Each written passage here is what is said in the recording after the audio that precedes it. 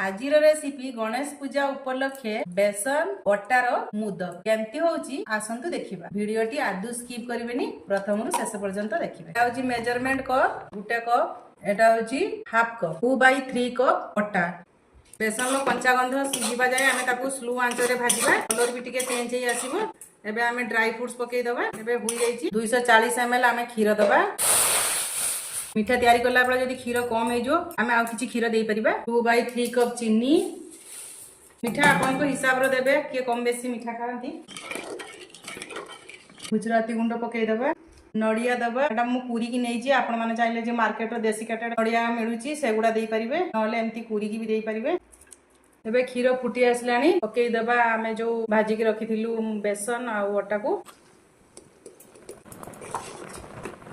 गुटे cup क्षीर नहीं आपण मानक देखिली, गुटे कप क्षीर रे हेलानी। पुणी मु एथिरे 1.5 कप क्षीर एथिरे देइछि, माने 1 लिटर क्षीर एथिरे लागिछि। टेस्ट भलो आसिया पई एथिरे 3 चामच घियो दबा। एबे हेई जाइछि, आकु काढी नबा। देखंतु केमती हाथ रे मु तयारी करछि मुदक, एमती नेबे। एगे चामची सहाय्य रे एमती दाबि दबा।